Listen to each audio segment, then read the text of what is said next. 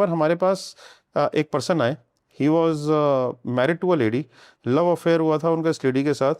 The lady was a very beautiful girl and 6 months का उनका courtship period था, they got married.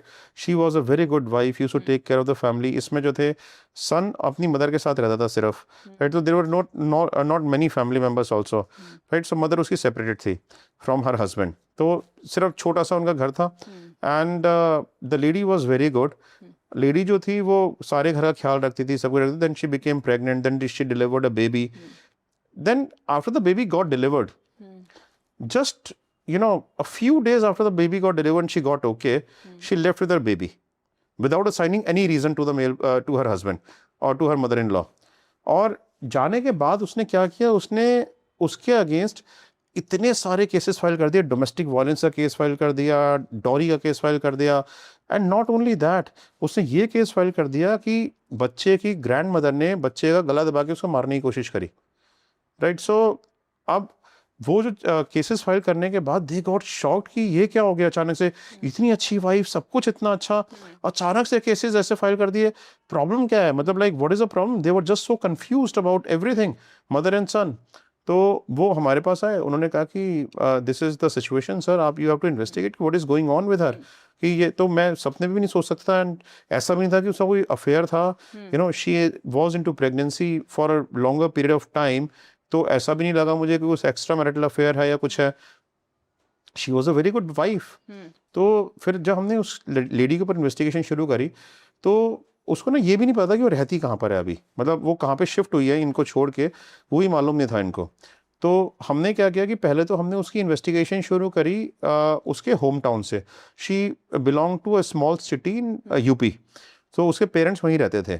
जब हमने वहाँ पे जाके इन्वेस्टिगेशन करी तो हमें वहाँ पे पता चला कि पहले तो पेरेंट्स का एड्रेस ही फाइंड आउट करना बड़ा मुश्किल था। पेरेंट्स का address we could find out, and then address वहाँ पे जब फाइंड आउट किया तो वहाँ पे जाके हमने जब पता किया, पता चला कि जो लेडी है they belong to very mediocre background. मतलब उसके पेरेंट्स जो हैं, मतलब फादर जो थे उसके फार्मर थे, और उसकी जो मदर थी वो हाउसवाइफ थी। बड़ा हम्बल बैकग्राउंड था उनका, एंड ऑल्दो बहुत शरीफ लोग थे। बट जो उनके नेबरहुड ने हमें बताया, वो ये बताया कि ये लोग ना, इनकी जो बेटी थी बड़ी एम्बिशियस थी शुरू से। उसको एक्ट्रेस बनने का बड़ा शौक था।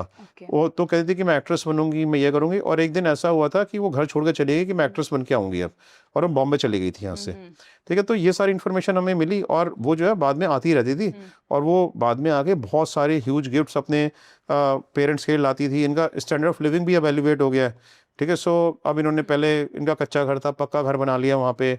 इनको घर में कार भी आ गई है, तो they are living a very good lifestyle.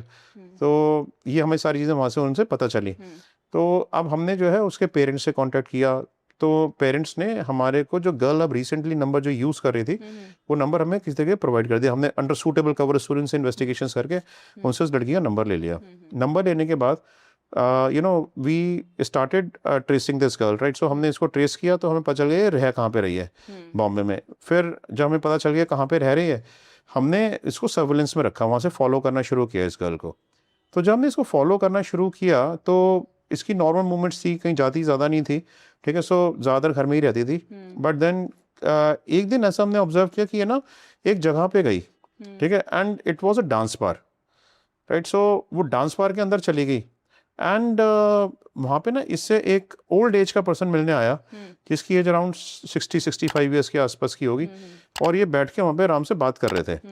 And this person came out, हमने हमारे बात करके, और वो अपनी कार में निकल गया। He was driving very fancy car, right. So तो हमें पता लगा कि that he is a very high profile person.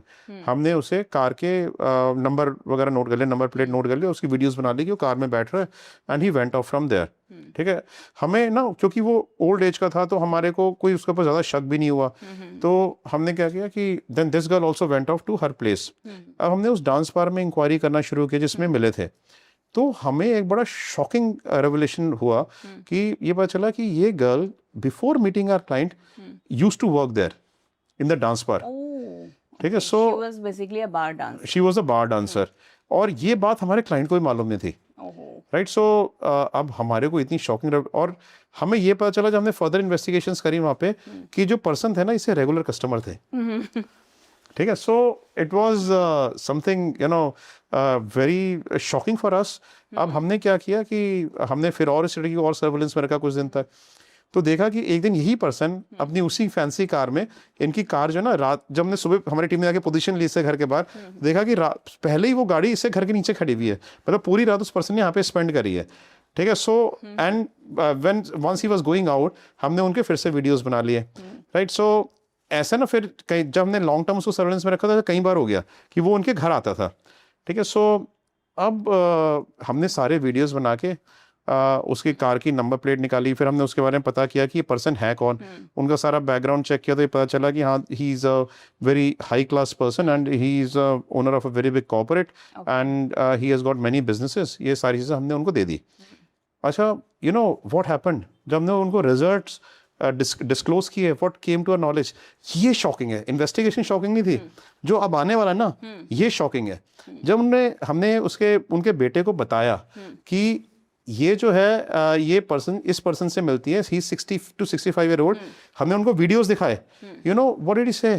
He is my father. Oh my God. Yes. और जो फादर थे, अब उसने असली कहानी बताई. कहते हैं my father and my mother were separated. ठीक है. और जो मेरी मदर और मेरे फादर थे, उनकी बड़ी अगली सेपरेशन हुई थी. अगली सेपरेशन इन द सेंस कि they are still not divorced. ठीक है.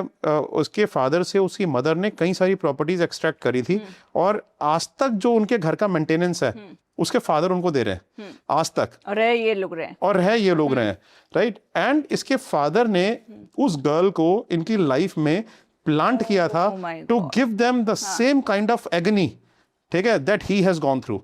अब उस लड़की से वो सारे केसेस इनके ऊपर डलवाए जो उससे खुद के ऊपर उसकी मदर ने डाले थे. ठीक है. और अपना ब्लड लेके, बच्चा जो था अपना ब्लड लेके उनको वापस चले गए. मतलब बच्चा पैदा करना was just a reason to get his own blood. Oh my God. This is really shocking. Really shocking. मतलब क्या क्या इस दुनिया में होता है. बच्चे को भी नहीं छोड़ा उसने. Yes, exactly.